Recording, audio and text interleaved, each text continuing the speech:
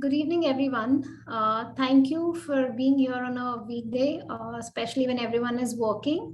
For today's one of the most interesting sessions on dementia, where we're going to talk about new pharmacotherapy and the sexual disorders in dementia, which is, I think, a very interesting topic to talk about.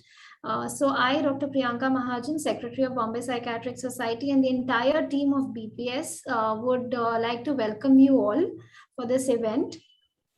For today's event, Dr. Jay Shastri will be our chairperson. To introduce Dr. Jay Shastri, I think most of us know him as one of the senior consultants. He has a lot of experience in child psychiatry. That's how I have known him for years, that everyone says child psychiatry is equal to Dr. Jay Shastri, everyone going there. He inherits, I think, the skills of it from his genetic lineage. Every one of us know that. Currently, he is working as a consultant psychiatrist in private setting at Dr. Shastri's clinic. He is attached to multiple other hospitals and has a great amount of research done. If I speak it as Dr. Mohandas was saying, I was muttering and trying to read everything. It's going to be the whole of the event. But he's an active researcher. To introduce him, he has almost 28 projects where he is a sub-investigator. He's into active research. He has a lot of publications to his name. He's presented papers. He's chaired multiple sessions, has held various academic positions in various organizations. He's been a part of BPS. Currently, he's the treasurer of BPS. He's been the treasurer of IPS or IABP also. So we welcome Jay sir. I think he doesn't need much of an introduction. Over to Jay sir for starting the session. Thank you so much, Priyanka, and it's my proud pleasure to be chairing and moderating this particular session, especially when Dr. Mohandas sir and Avinash is speaking. I think that's a wonderful opportunity. Nobody would want to miss it. And as Avinash said, since I'm chairing, I'm going to be listening the entire session from the beginning till the end. So it's going to be a real great pleasure. Today's topic is dementia update. September being dementia month, there are a lot of activities being conducted under this particular clinical entity. And BPS has come forward with this particular CME, wherein we have got two very interesting sessions. One is by Dr. E. Mohandas sir. He'll be talking about newer agents in the pharmacotherapeutic approach of dementia 2021 and beyond. So he's going to give us a sneak peek into the futuristic dimensions of psychopharmacology in dementia. And the other one will be by Dr. Avinash D'Souza. He'll be talking about sexual issues in dementia.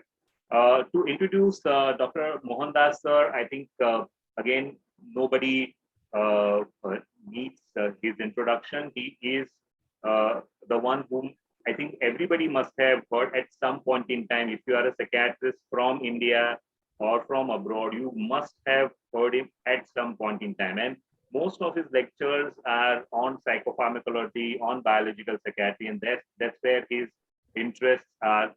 I think he was the first Indian to chair the WPS section for developing countries and the South Asian Forum International, which covers almost 18 countries. He's also the first Indian to coordinate Indo-Sri Lankan, Indo-Malaysian, Indo-Bangladesh, and Indo-Pakistan CMEs and training programs, in addition to being the first Indian Director of Education and Training for Medical Bioethics and Bioethics for the UNESCO Asia Pacific Bioethics Network.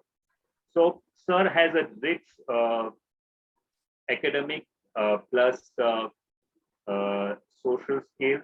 He's currently practicing at Elite Mission Hospital for last 28 years and also associated currently with Sun Medical Center. I think to summarize sir's introduction, I can say that he's the big D of psychopharmacology. And I think we are really in for a great feat when he's going to give us a sneak peek into the newer agents in the psychopharmaceutical dimension dementia. Sir, over to you for your deliberation. Yeah, I'm just sharing the slides, sharing the screen.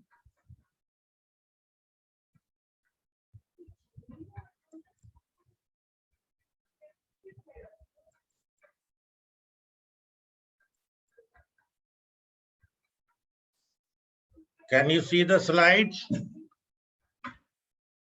Can you see the slides? Yes, sir. Yes, sir. We can see very, very clearly, sir. Please. Yeah, thank you very much, moderator Jai Shastri.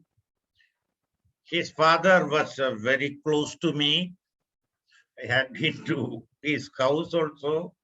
I know Jai when he was a student. Also, Avinash's father also I used to know. But I am still young. Okay. Only 4 decades plus in psychiatry. Now I am supposed to talk on pharmacotherapy on Alzheimer's disease, current trends and future prospects. Maybe 2020, 21, or what is going to happen in the future. My first greetings and gratitude to Jeffrey Lee Cummings. He is one of the authorities in the world on dementia. And I had the chance to even write a paper as a co-author along with him. These are the projected number of people aged 65 and old in US population 2010 to 2050. These are the projections. So it's going to be very high. People will go longer.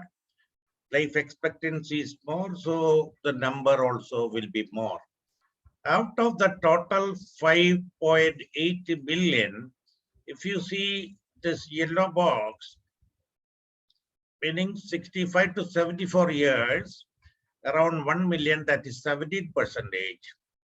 But this color, violet color, 75 to 84 years, that you have to expect around 47% increase.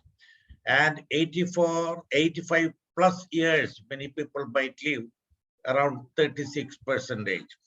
If you are interested, you can go through the journal Alzheimer's Dementia 2020. Alzheimer's dementia, as you know pretty well, it is multifactorial etiopathogenesis.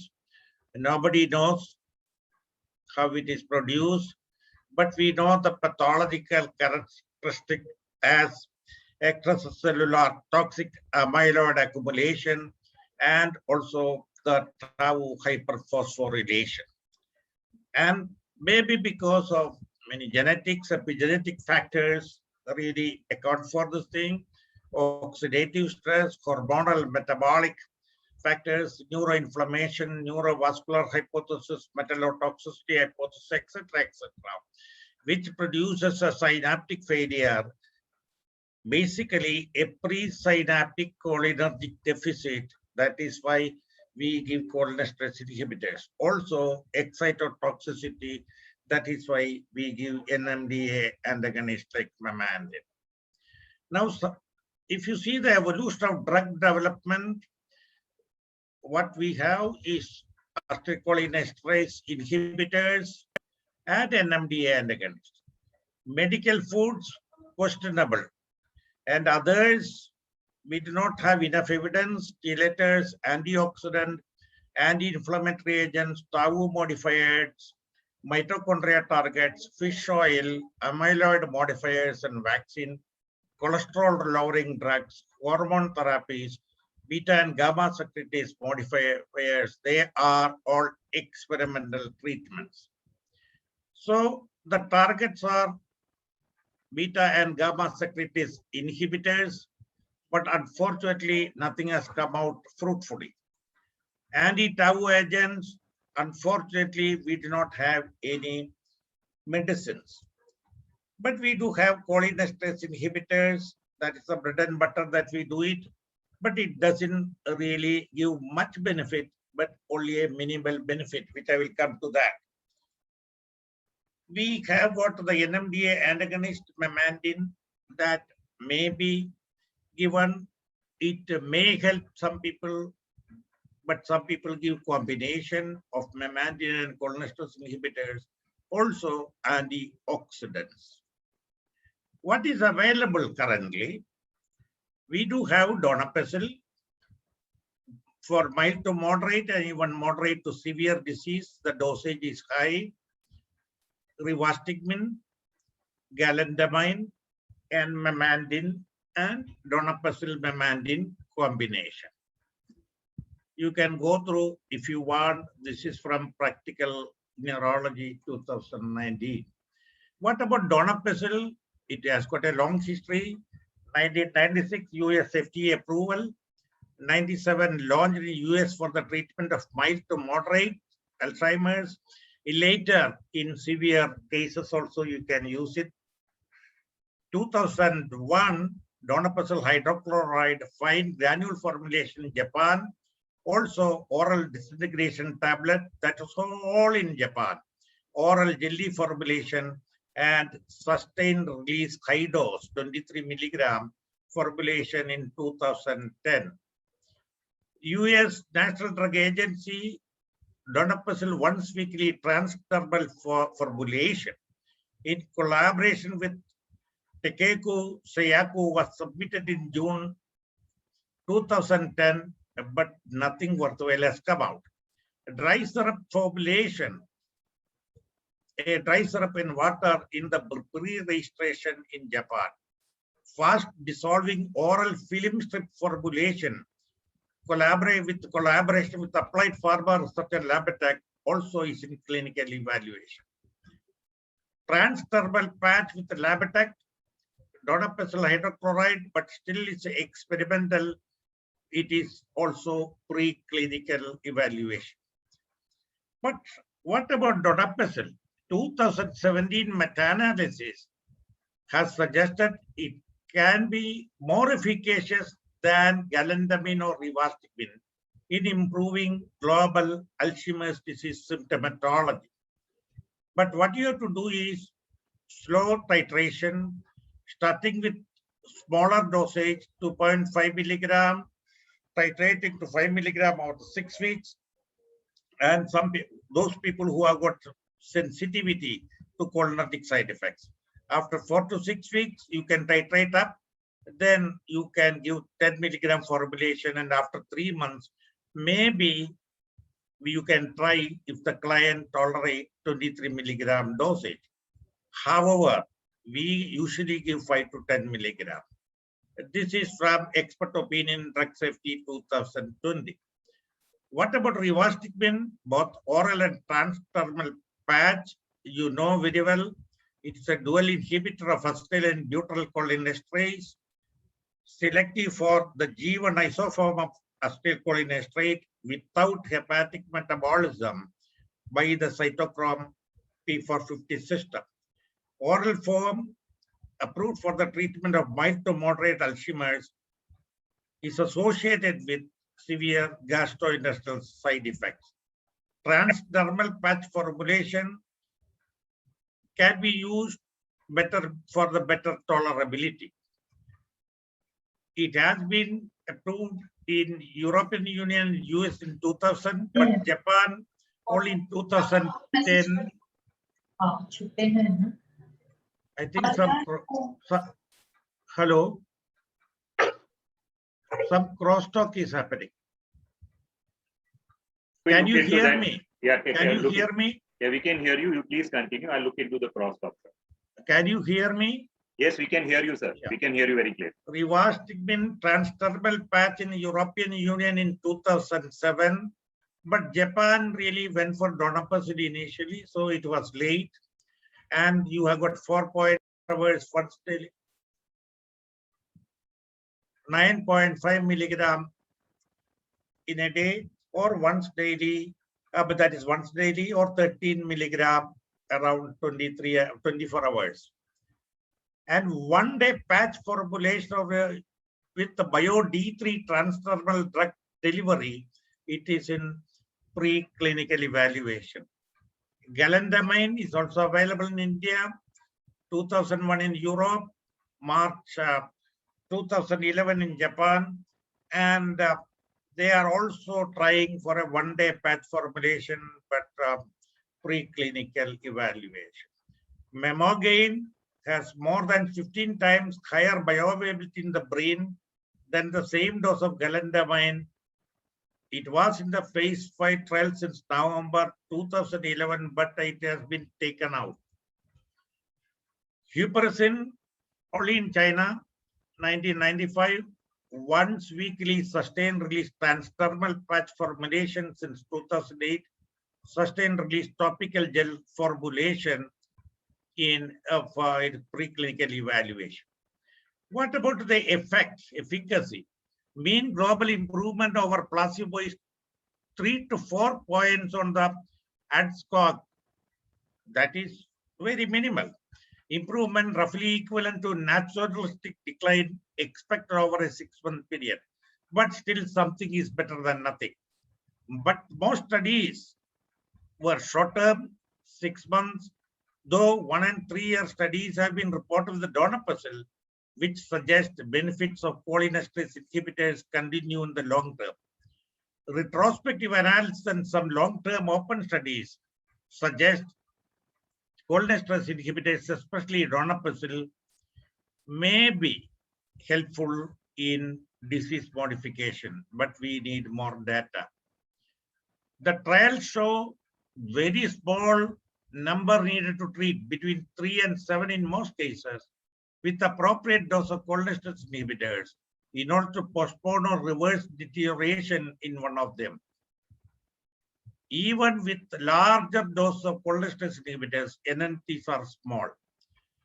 But in conjunction with the good safety and tolerability of newer cholinesterase inhibitors, even small NNTs suggest they have some valuable place, but though minimal, and that is why we are still sticking to that. Memantine improves cognition, functional ability, and behavioral symptom moderate to severe Alzheimer's, but doesn't modify the disease. Well tolerated in clinical trials, and optimal duration of treatment with memantine has not been determined, but you can discontinue if there is no evidence of any therapeutic benefit after 6 months or even later. Some people in UK, there was a suggestion, why don't you combine memantine and vitamin D? There were some reports that might improve, but further data is not available. After 2012, not many articles have come after that. Anti-tau agents inhibit tau hyperphosphorylation, inhibit tau misfolding aggregation, and increases tau clearance, etc. But no good drug has come out till today. What about the new drug development? You are searching. This is from Jeffrey Cummings, 2020. It published online in July 2020. These are the drugs, disease-modifying drugs. You have got a symptom reducing small molecules, meaning 121 agents in clinical trials for treatment of Alzheimer's disease. 29 agents are in 36 phase 3 trials. 65 agents are in 73 phase 2 trials, and 27 agents are in 27 phase 1 trials. Agents in trial for cognitive enhancement, only 12 drugs are there. BPSD or NPSD, I want to call it NPSD, neuropsychiatric symptoms of dementia, 12. Disease modifying treatments, 97. These are the mechanisms of action of agent in phase 3 of Alzheimer's drug development pipeline. Neuropsychiatric symptoms, symptomatic cognitive enhancers, and disease modifying therapies mainly. That's called DMTs. And metabolism, bioenergetics, tau, only 1 study. Inflammation, infection, immunity, only 3 studies. Vascular, only 1 study. Synaptic plasticity and neuroprotection, 4. Amyloid, 6, especially monoclonal antibodies, vaccine, only 1. attempts to develop disease-modifying therapies for Alzheimer's have a 100% failure rate. So we can search for again, but we do not know what will be the fate of these drugs. These are some of the agents in phase 2 trials. I will not go into details. So what are the newer agents? People are searching for that.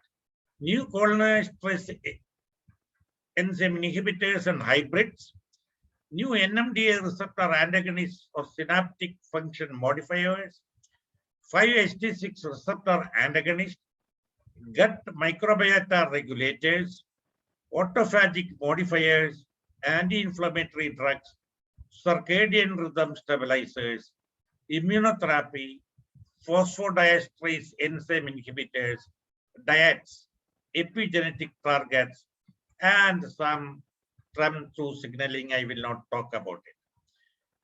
The cholinesterase inhibitors, that is one is called fencerin. It is pure non-competitive. It is a selective cholinesterase enzyme inhibitor. It penetrates the brain. Brain plasma concentration is 10:1. But tolcerin has got a 200-fold selectivity. Brain-blood ratio is 24:1. There is another huperzin analog which is still being tried. That also is a new one. I think you can go through. This journal is available free, Biomolecules. You can go through it, and Acta Pharmacologia Sinica, both are 2020 lead. Nitidine and avicin derived from Xanthoxylum rigidum, cholinesterase and MAO-A inhibition and anti-beta amyloid aggregation. Helminthosporin derived from Rumex abyssiniac jack. These are herbal preparation with cholinesterase inhibitory action. Methane sulfonyl fluoride and bambuterol derivative. Now these are the hybrids. Heterodimers of tacrin and donepezil, combination of acridine or tacrin with the donepezil fragment, heterodimers of tacrin and huperzin or huperin, heterodimers of tacrin and bifendate, and heterodimers of analog of tacrin and lipoic acid, lipocrine, heterodimers of tacrin and prolox, tacrin and epsilon. These are some of the combination people are trying with a vasodilating beta blocker, carbazole. This is from Molecular Neurobiology 2021. You can go through the article by Shahab Uddin and others. Heterodimers of and ferulic acid. I mean, these are a combination. 8-hydroxyquinoline, donepezil, but most important, another one is partial serotonin subtype 4 receptor agonist. That is called heterodimer called donecoprid. Then rivastigmine and rasagiline, ladostigil. Heterodimers of galantamine and memantine. These funny combination people are trying, and also melatonin. NMDA receptor antagonists. These are all trial. I have told you phase 2 to phase 3 trials. It may come out, it may not come out. This is the number they have given. NMDA receptor block, tau phosphorylation inhibition, and these are some of the drugs which might come, but which may disappear also. Ringofilin derived from Uncaria ringofila being tried, but we don't know the fate. Now, synaptic plasticity and neuroprotection modifiers, low dose levetiracetam. People are now under trial, sp2A modulator, blarcamesine, sigma-1 receptor agonist and M2 autoreceptor antagonist, not riluzole, but troriluzole, glutamate modulator, icosapent ethyl, purified form of omega-3 fatty acid, And non-peptide ligand of the P75 neurotrophin receptor, don't worry about it. And we do have many sigma receptors activators in trials, but nothing has come out. We have to wait. Gut microbiota regulators, probiotic supplementation, it will not anyway harm you. It may help. There are many articles which have come on gut microbiota and dementia, Alzheimer's disease. Many reviews are there. Now, oligomenate, a putative Alzheimer's disease therapeutic derived from seaweed, developed from Shanghai Green Valley Pharmaceutical for the treatment of Alzheimer's disease and was approved by China's regulators for the treatment of mild to moderate Alzheimer's disease, November 2019. Another drug which is being tried is GV971. It can penetrate easily through the blood-brain barrier and bind to beta amyloid and inhibit beta amyloid fibril formation, the fibrillary type. Anti-inflammatory agents, cromolyn with ibuprofen, that's a mast cell stabilizer, and acylaragon, reduce amyloid transport into the brain, reduce inflammation. And you have got a bacteria protease inhibitor targeting gingipain, that is many people will have the dental inflammation, which can be a foreign for Alzheimer's. Some people talk about it. Masitinib, tyrosine kinase inhibitors, it modulates the mast cell related inflammatory processes.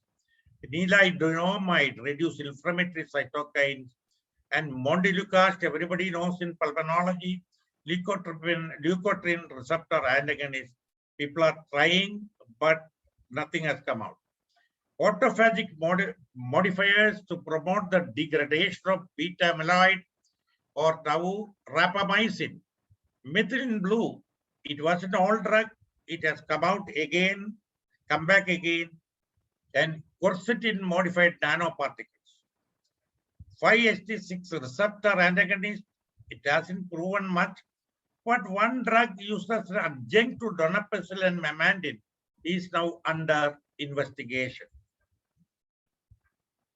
Now, circadian rhythm stabilizers, suorexan, orexin receptor antagonist that promotes sleep via selective antagonism of orexin receptors was reported to ameliorate cognitive impairment and Alzheimer's disease pathology in mouse model of Alzheimer's disease.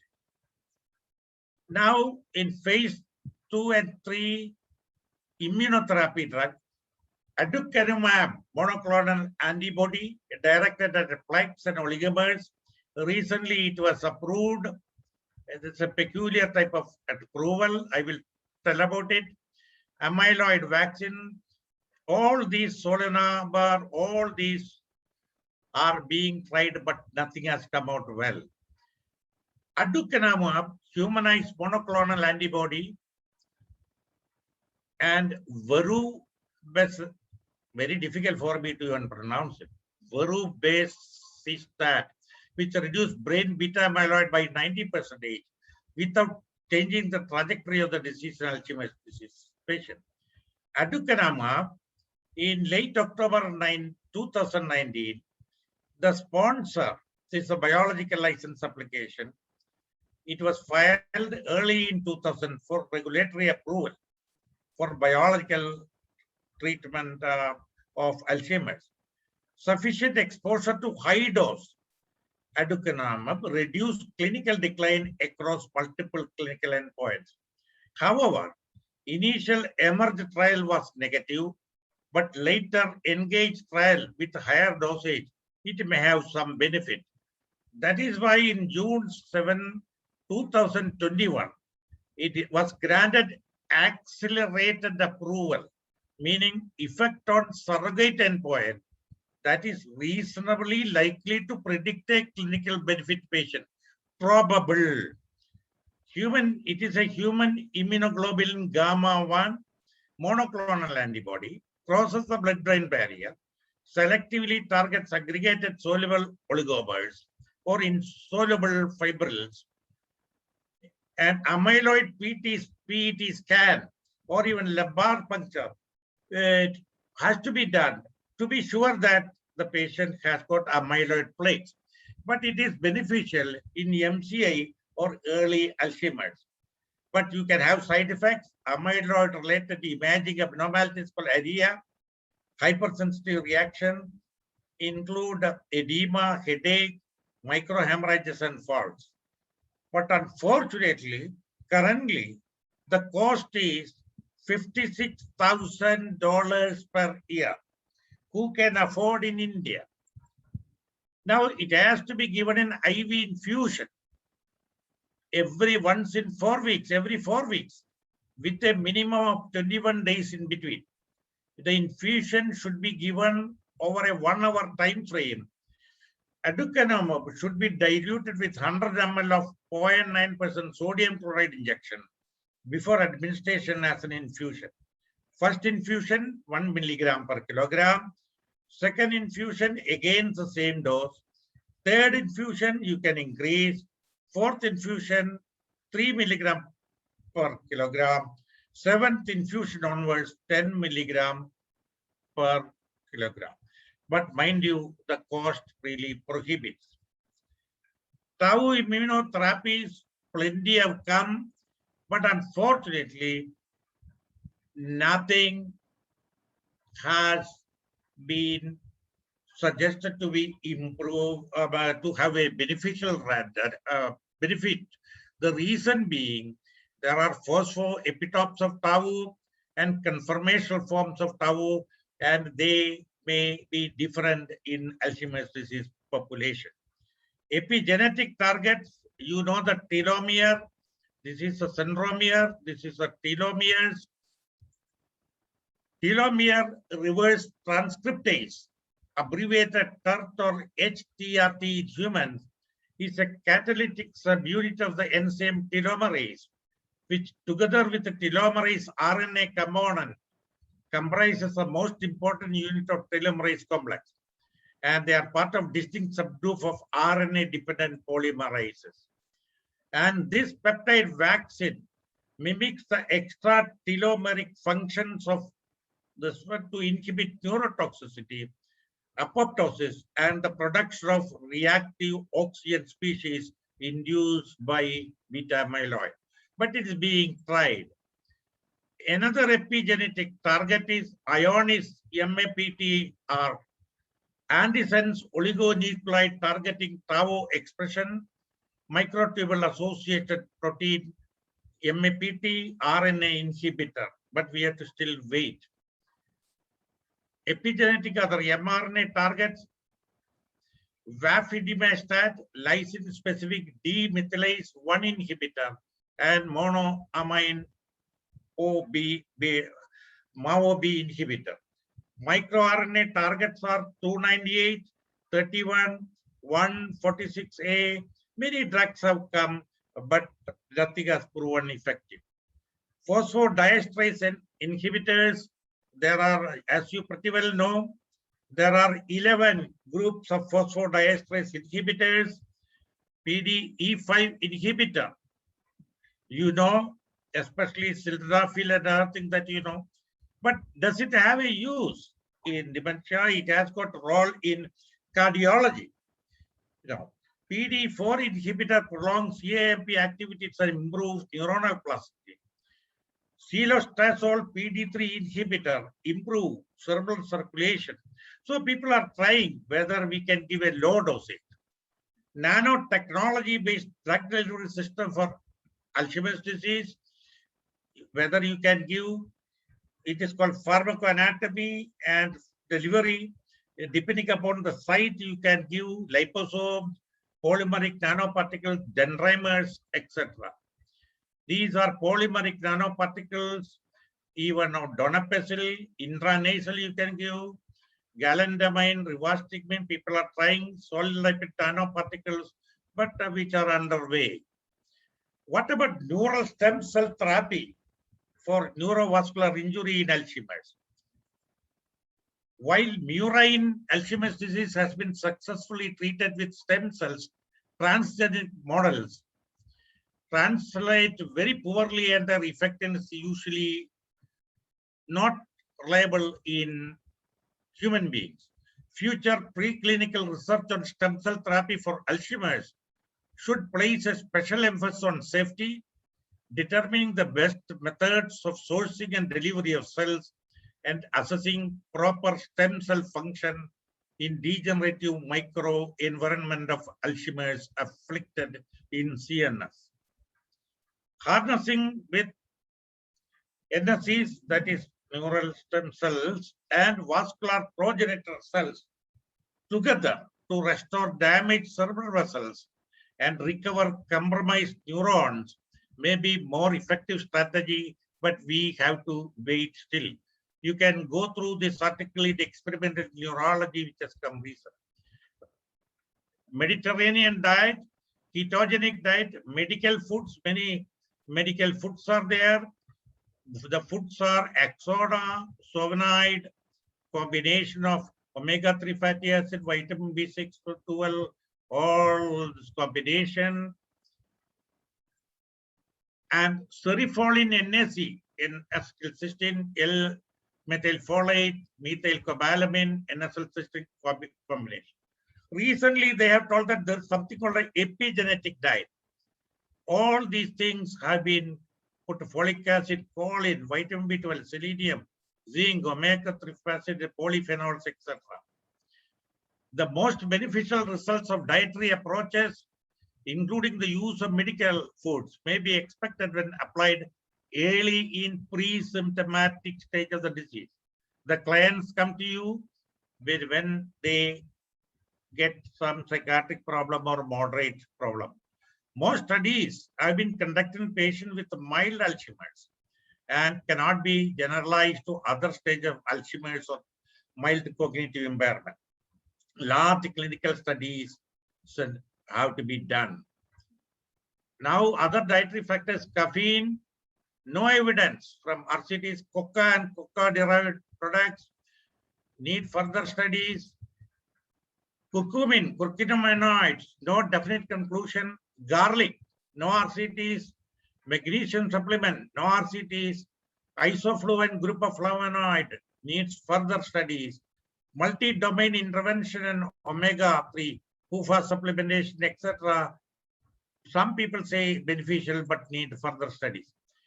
Resveratrol, phenolic compound from grapes and red wine, no sufficient evidence for prescribing this supplement. Tea, evidence controversial. Beta carotene still being tried. The question is, why did the treatment trials fail in Alzheimer's? Are we missing the target or spraying bullets without a direction? Probably yes. Are we dealing with the multiple subtypes of Alzheimer's? There are multiple subtypes which I am not talking now.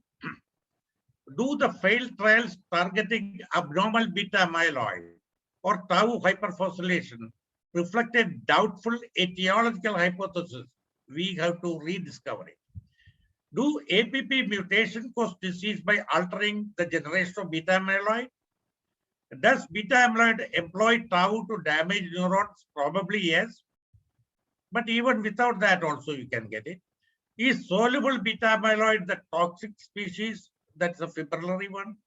Is it because of the disconnect with the time early to treat or late? Disconnect with the quantity, how much you are giving the dosage, and disconnect with the anatomical location. Is it the reason? Probably yes. Is it because the drugs are given too late in the disease? Probably yes. I think two tailpieces: potential of coconut oil and medium chain triglycerides in the prevention and treatment of Alzheimer's disease.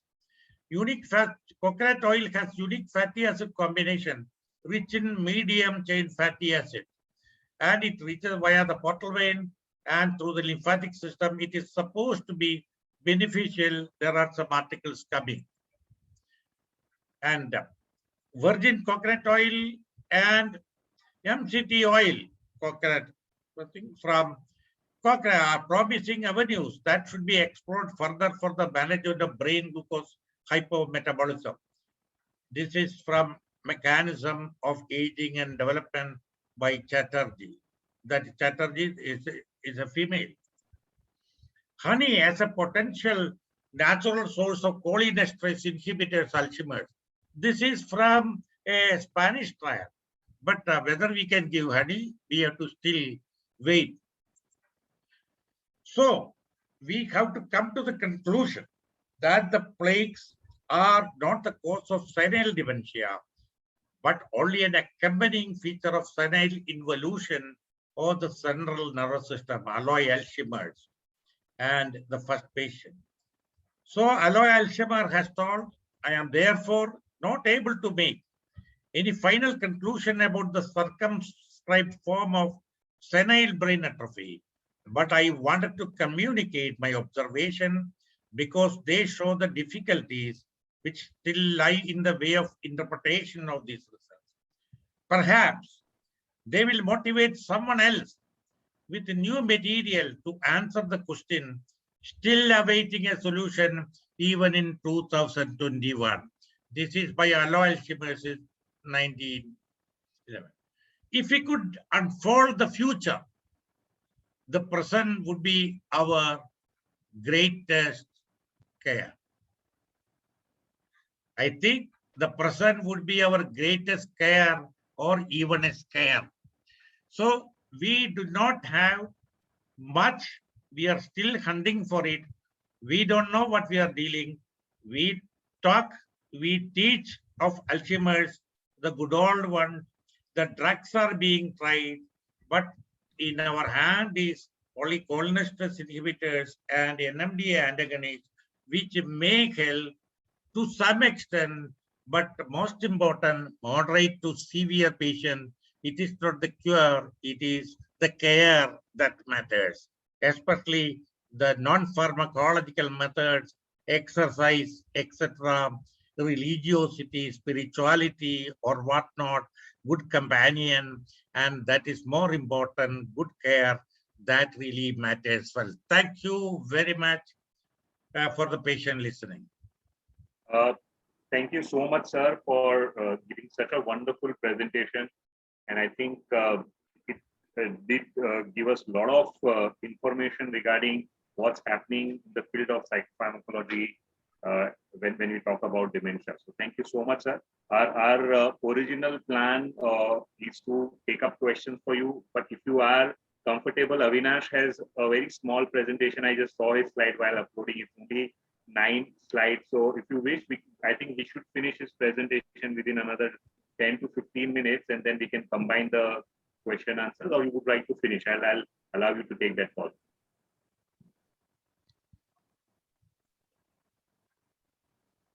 Sir? Hello?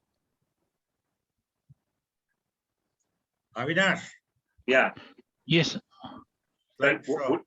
Yeah, so would you like him to finish his presentation and then we'll take the questions? Is it okay with you? Yeah, no problem. Let him go ahead. Sure. So Avinash, I'll just share your presentation. Yeah.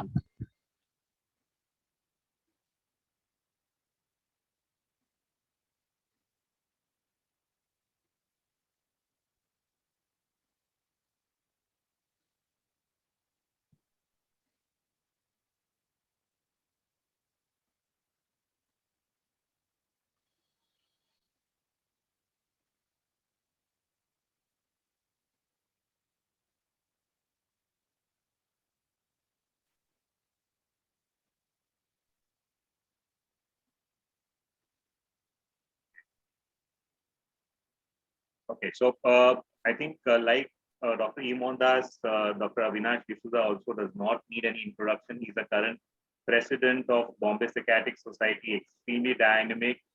We being the office bearers at times feel exhausted, but he does not. So he just keeps on coming up with events and activities, and we really proud that we are working with him, under him.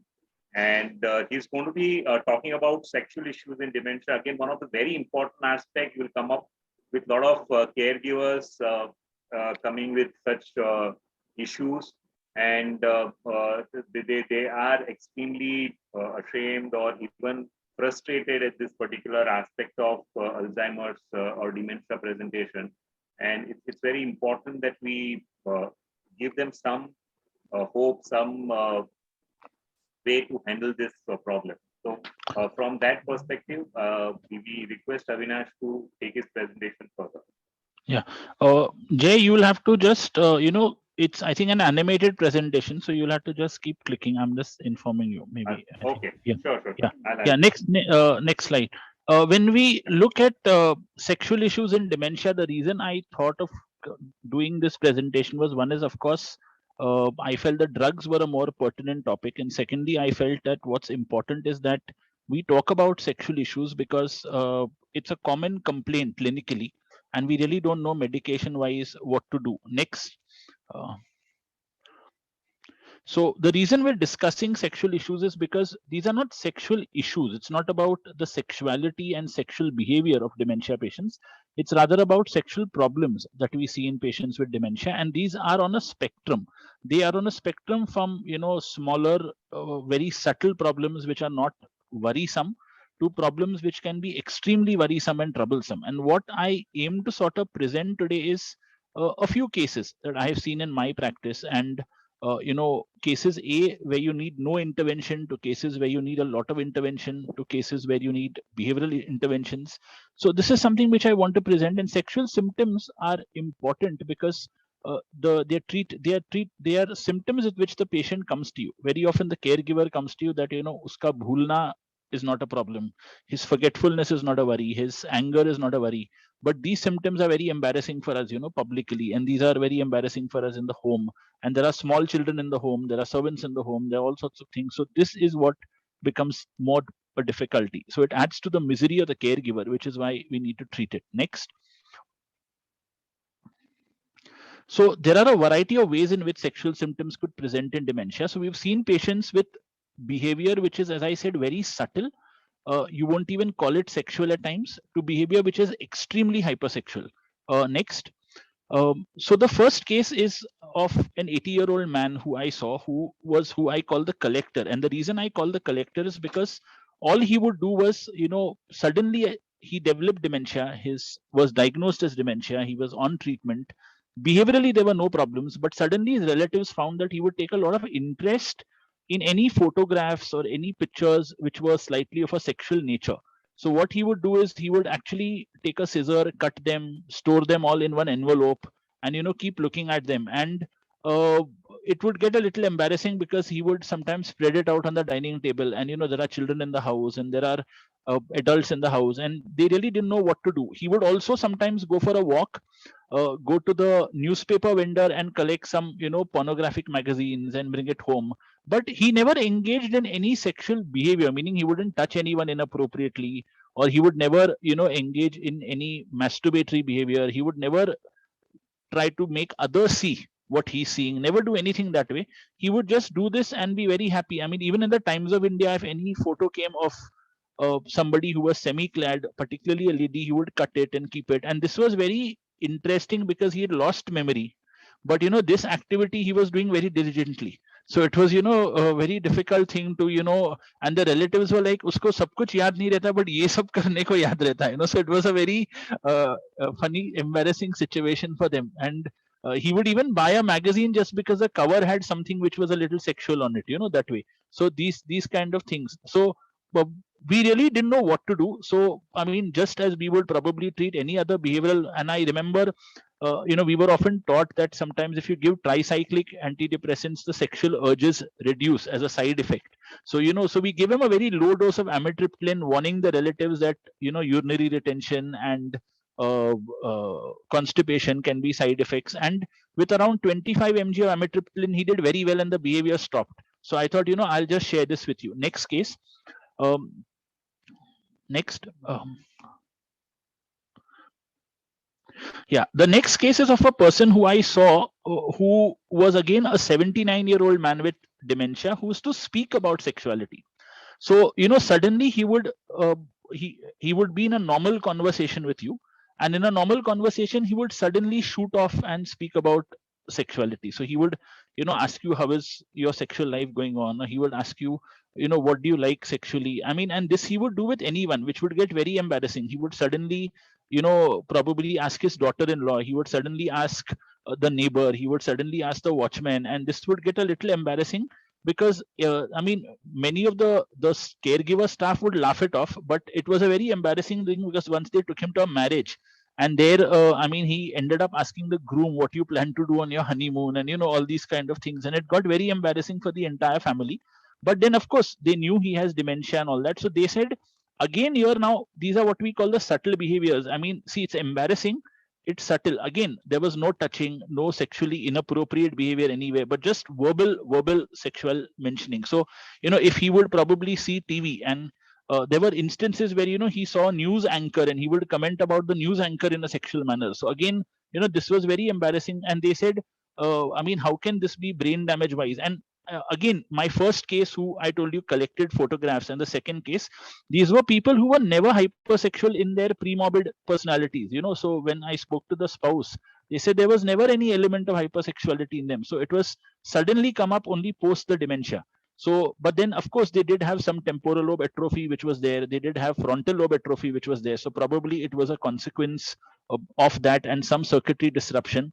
Again, here, I mean, what we did was we had to, because of this excessive speaking, we put him on a low dose of risperidone, and he did very well. And the speaking about sexuality didn't reduce, but it definitely, frequency came down, intensity came down, and the relative said it's far more manageable. Next slide.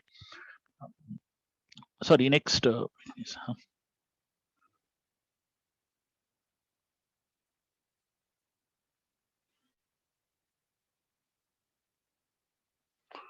Just a second, Avinash. Yeah. No problem.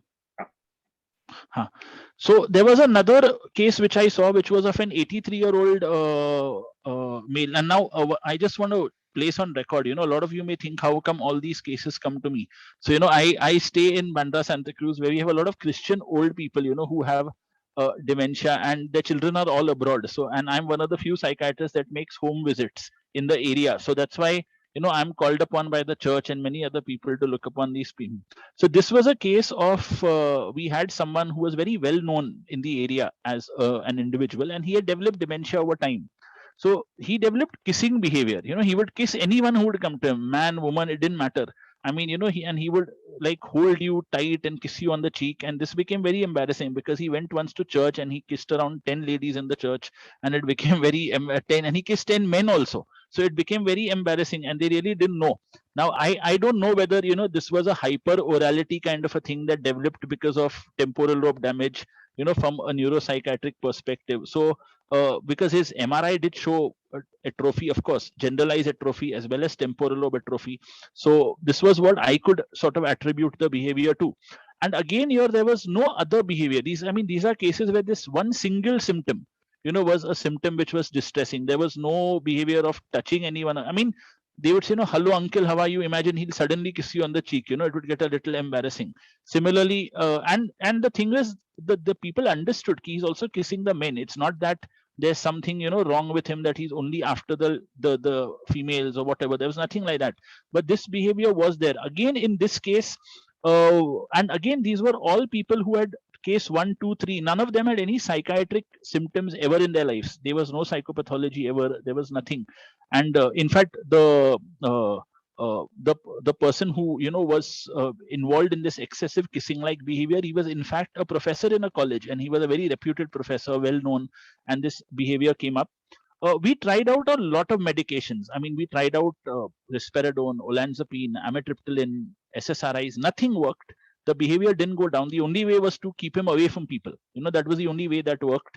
And or someone had to be with him and keep telling him, no, you can't hug, you can't kiss, every time. That was the only way out. And others were warned, he's capable of doing this, so be a little careful when you meet him and whatever. And then of course he deteriorated very fast, so the behavior went off in a few months. So that was the next slide. Yeah. We have another case where we've seen frank hypersexual behavior in old age. Now, when we mean frank hypersexual behavior, this was a 79-year-old man with dementia, and he had a combination of Alzheimer's and vascular dementia, and he began to suddenly show hypersexual behavior. In the night, he would try to go close to his spouse. He would, go after her when she was in the kitchen, and this was very embarrassing for the spouse because he was supposed to be hyposexual in his life. He was never the type who would, they said they never really had like a very active sexual life. It was a moderate sexual life where once a month frequency would happen. It was not like they were the whole time engaged sexually, but this was a behavior that suddenly came up, and it became embarrassing because it would happen in front of his son and daughter-in-law, and they had never seen this happen. And he, it's like the wife was making tea, he would suddenly go and hold her inappropriately. It would become and of course, now what was very striking out here was that the behavior was not seen towards anyone else. It was only seen towards the spouse, but the spouse was a bit distressed with it. And sadly, the spouse was also undergoing treatment for CA cervix at that time. So she was, very distressed with this kind of behavior. And she said, even if he wants to engage in any behavior, I'm not, in a capacity to sort of engage in it. One of the issues that came up here was, she said, am I right to deprive him of this behavior?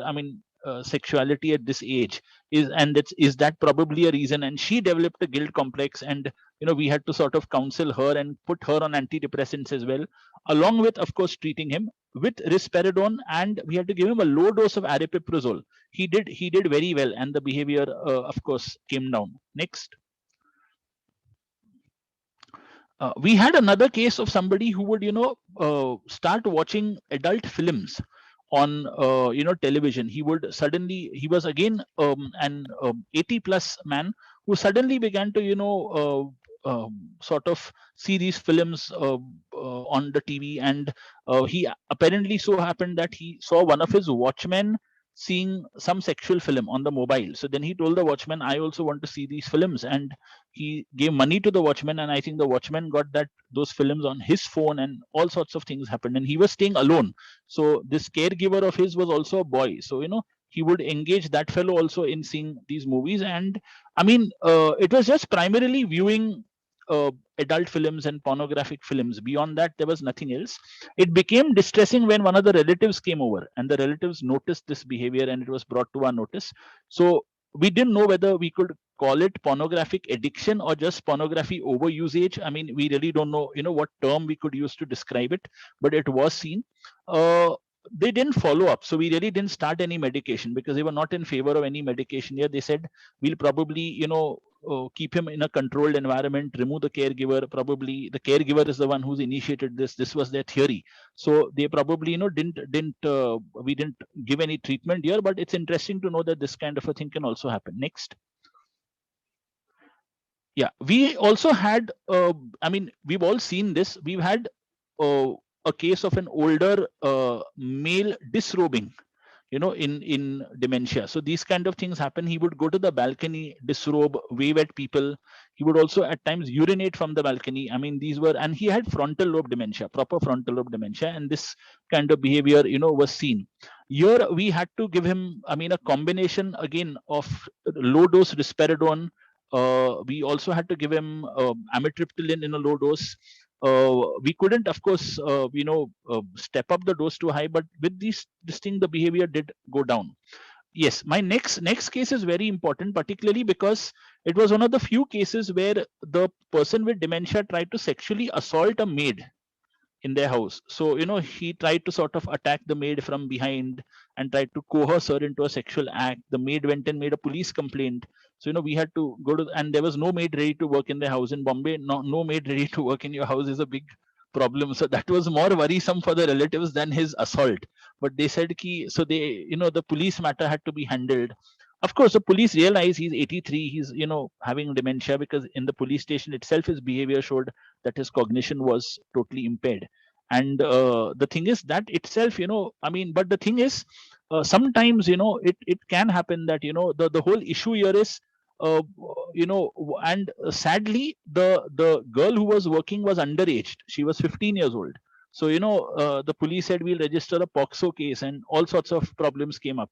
Now, in such cases, I mean, it's difficult. I mean, what course the law can take, but it's important to realize even this can happen.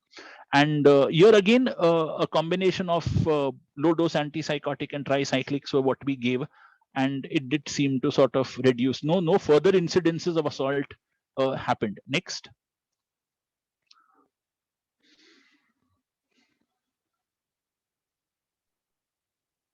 Just a second, okay? Yeah, no problem.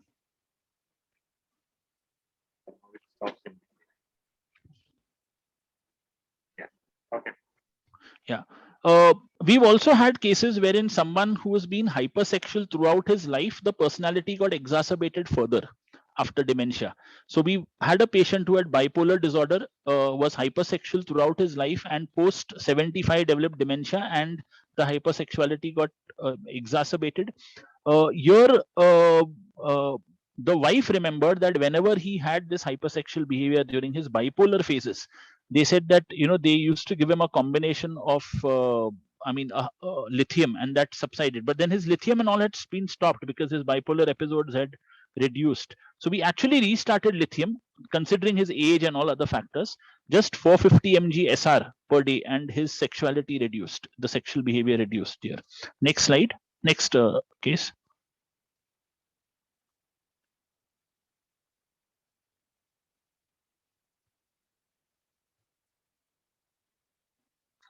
Yeah. So we have also seen a case of a 73-year-old male with early onset dementia that started at around 60 plus, with compulsive masturbatory behavior in old age. Now, when I looked up literature here, there has been SSRIs that have been used, mirtazapine has been used. He also had a sleep issue.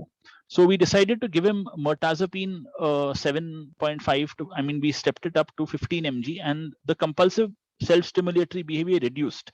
This would happen multiple times a day, around 8-9 times a day, though let me tell you, because of his age and probably other factors, there was never really an ejaculation that happened every time. But the fact was, this behavior would happen. It would happen when he was alone. It would happen when he was with people. So it became a lot embarrassing at times for the relatives. So they brought, these were all the main complaints they came with. The dementia was not a worry for them. It was the sexual issues that were a worry. Next. We've also had this, I've already spoken about, but we had cases of sudden outbursts of sexual behavior, meaning one fine day they'll suddenly be sexual for 8 hours, 9 hours, and then there's no sign of that behavior for months, and again there's an outburst. So this kind of a thing also happens in these kind of cases. Next slide. So one of the things which is very important, before we go ahead, we've also reported one case of a patient that who went in to see a doctor. He had dementia. He went in to see a doctor who gave him an enema, and he sort of started asking for the enema daily.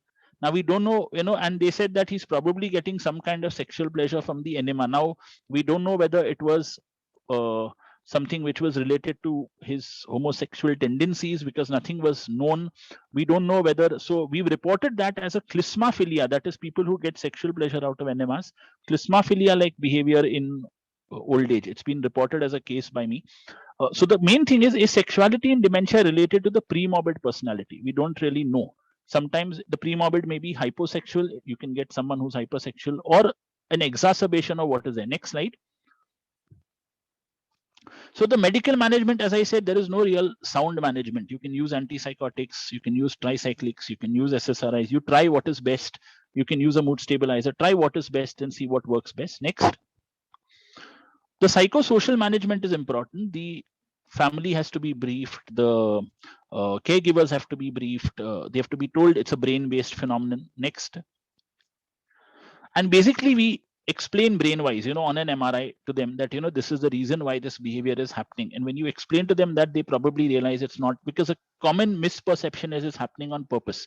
It's not probably happening, because of dementia. Next. So it's also important that rehabilitation homes have to be aware, because we're seeing this behavior happen more and more in old age homes also. So caregivers who are looking after these patients in old age homes need to be aware of this kind of behavior. The issue is whether if someone engages in sexual behavior which is not detrimental to people around him, should he be given that sexual freedom or not? That's the ethical concern, that is often a worry. Next.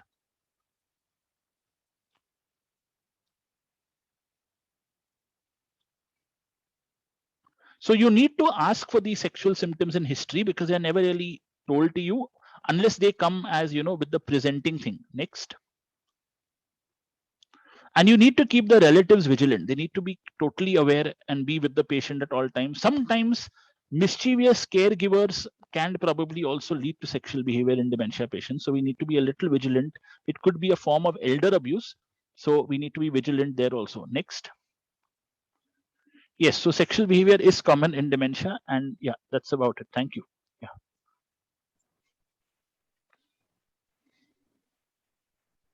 Thank you so much, Avinash, for again that wonderful presentation. Mohandas sir, are you still around? If we can have your video on, so there are a few questions. I am there. Yeah. Thank you so much for I just heard completely. What about Avinash? All the cases also I can tell also. No doubt about that. Sir. Okay, so we will just go to certain questions which are there in the chat box. One is towards you. Which are the 3 most promising drugs you will recommend, its doses and side effects during 2021-22? So probably whatever which is available right now, nothing which is there in the pipeline, because they are asking for doses and also the side effects. Answer is very simple. After 2020 or even 21, we do have only donepezil or donepezil memantine. Usually I give donepezil, then I usually give a donepezil memantine combination. But the success rate is even 33% may have some improvement. They may have some benefit, especially the behavioral manifestations.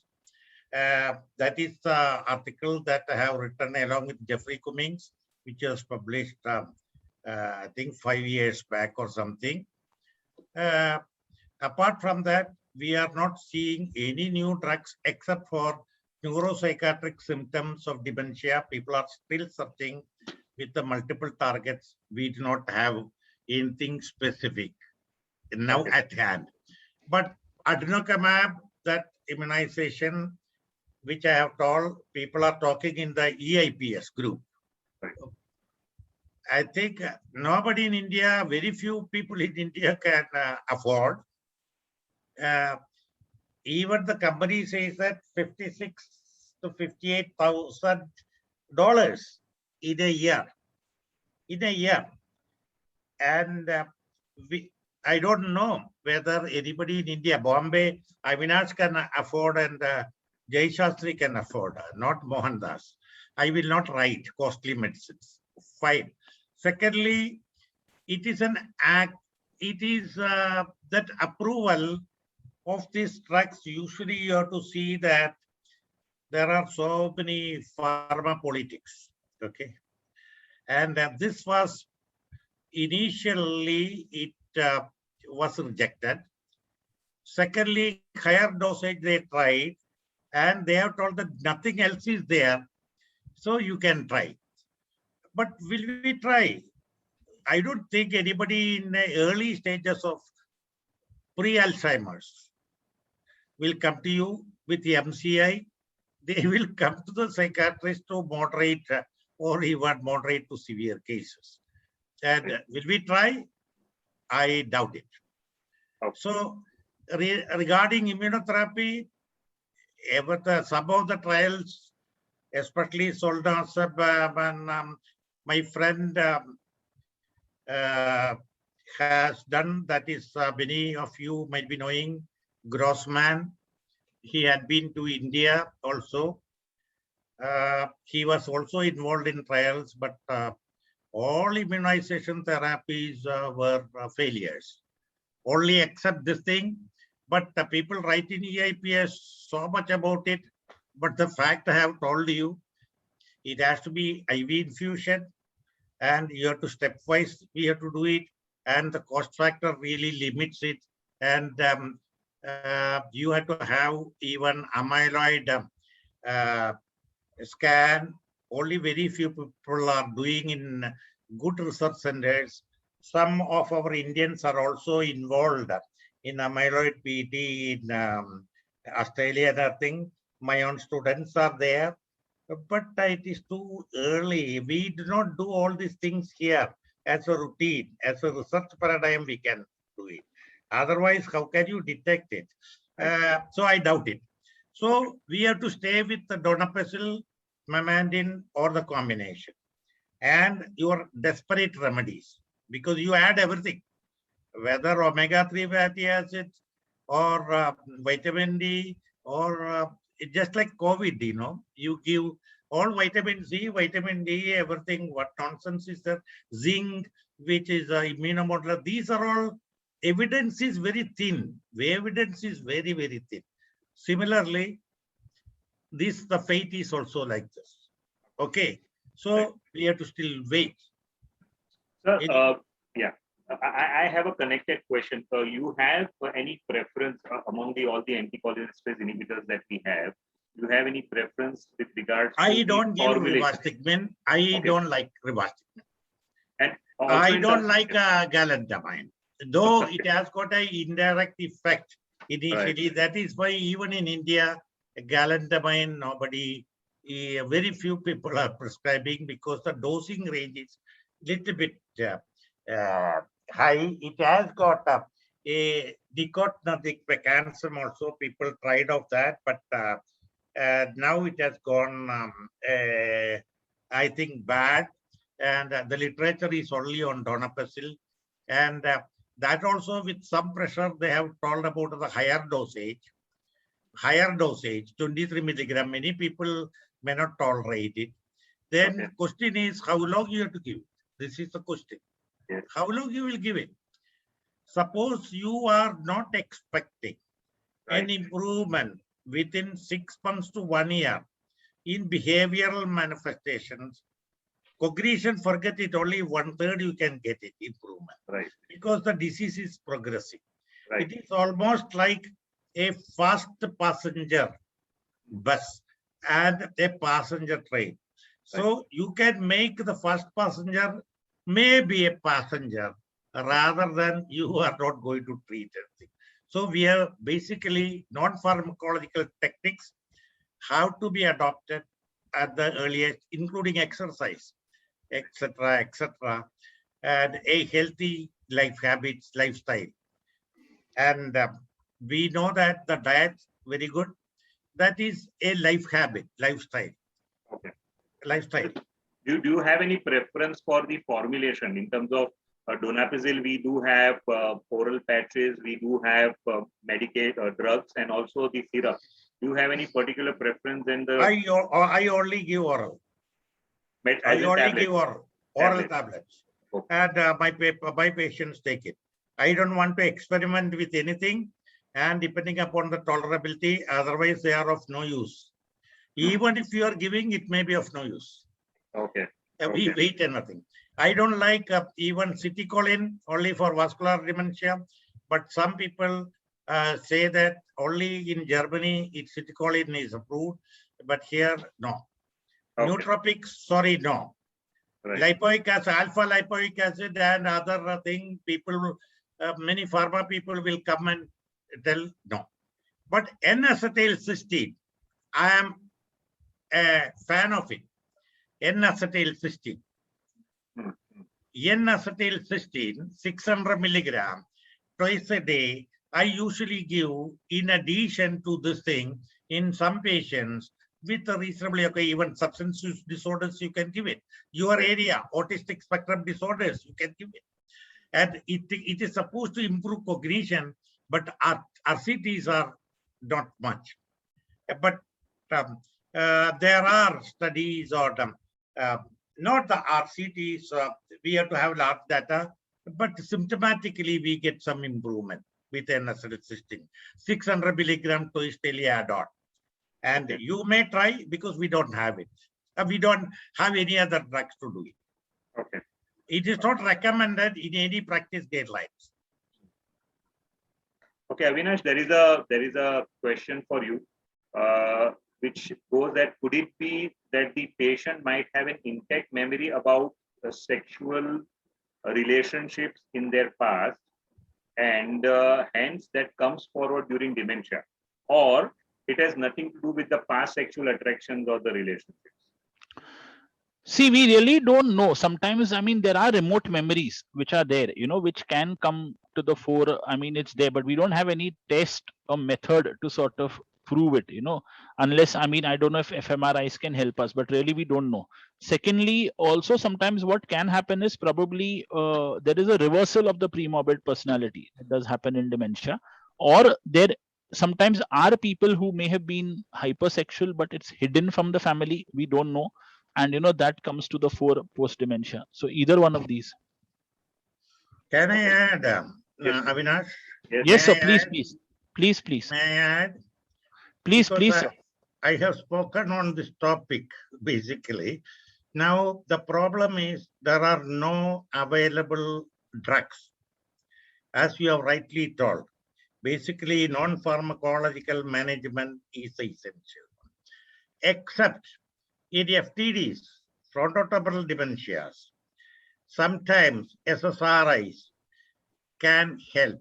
You have already told the case of SSRI or mirtazapine. Mirtazapine may not improve hypersexuality or something because the mechanism is different. And SSRI, yes. The question is, some people try anticonvulsants because in severe cases, if there is a disinhibition, can we try anticonvulsants? Aggression, sexual aggression, nothing. But we do not have evidence. Can we estrogenize them rather than androgenize them? That is another question people say. But at that stage, you have to see the PSA, etc., etc. And do we want to venture onto this thing? Are we doing ethical thing? We have to discuss, as you have rightly told, we have to discuss with the relatives, explain things, brain-based psychoeducation. That is the thing. And it is a difficult area to manage, very, very difficult.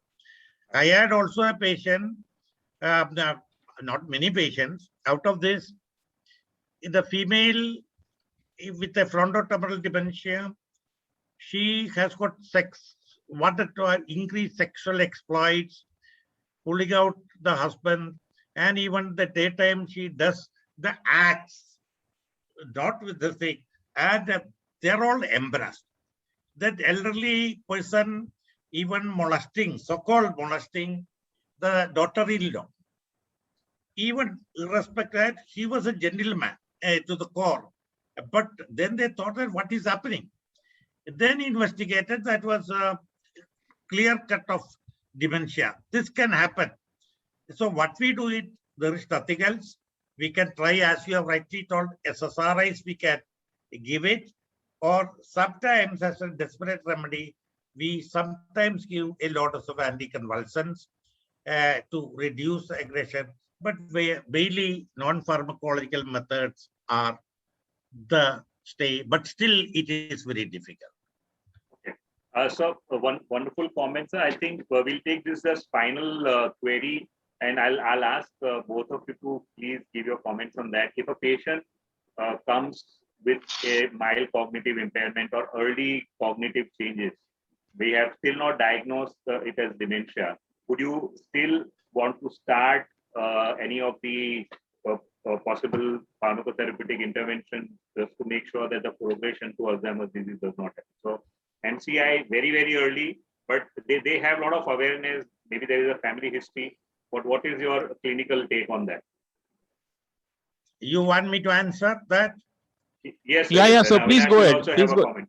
Yeah. You know, the conversion rate of MCI into clear dementia is getting high. Depends upon how you assess it. Do we assess it? Assess this thing. Yesterday, I had a talk and we had a discussion on MOCA battery. And MOCA battery, we can sometimes do it. Do we do these batteries? MOCA or even that Adam Brooks, even abridged one. Do we do it? I used to do it earlier, even the translated Malayalam version. initially 100-point scale, but which is because it was done by Madhuranath and others. He was a friend of mine. So we translated and we used to do it.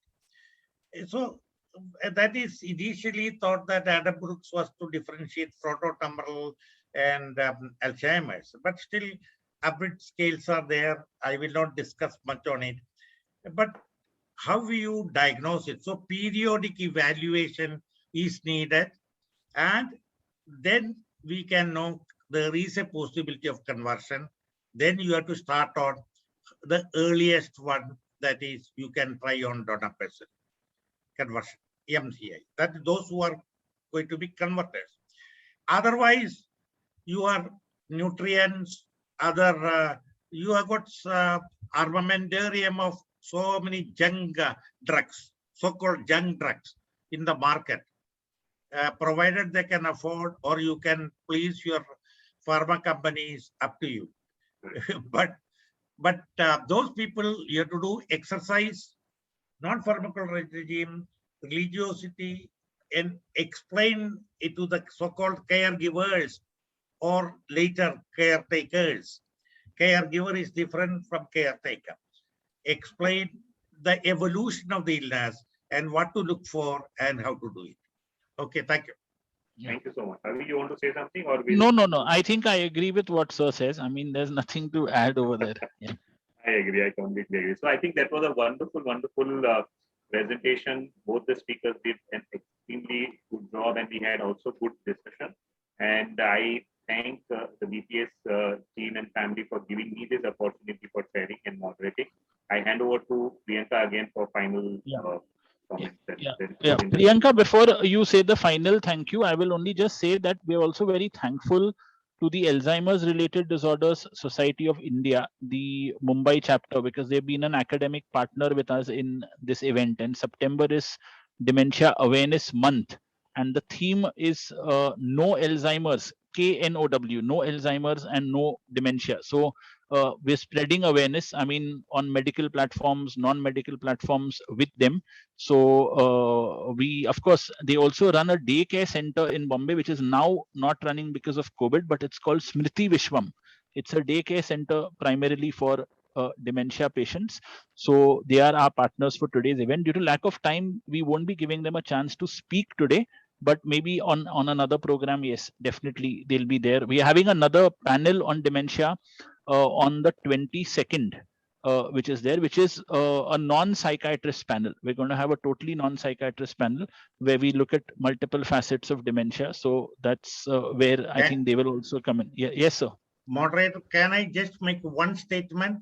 Yes, Please. ADRC initially was started by Jacob Roy. Yes. And Jacob Roy had been to me when we were doing a CME program. Yes. He discussed with me, and he used to come to my home, and then only there was a genesis of right. This, this organization. Yeah. That is a history. He's no more now because his father had dementia.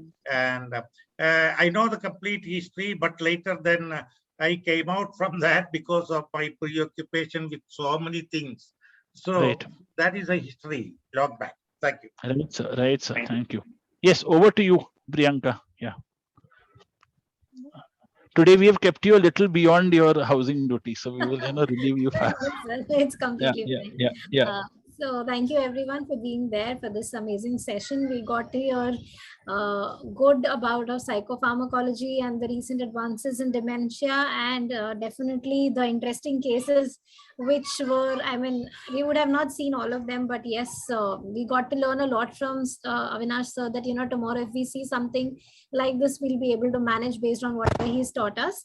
So I'd like to thank everyone. I'd like to thank especially Jai Shastri sir for moderating the session, making my job really easy. And thank you all. Have a lovely evening.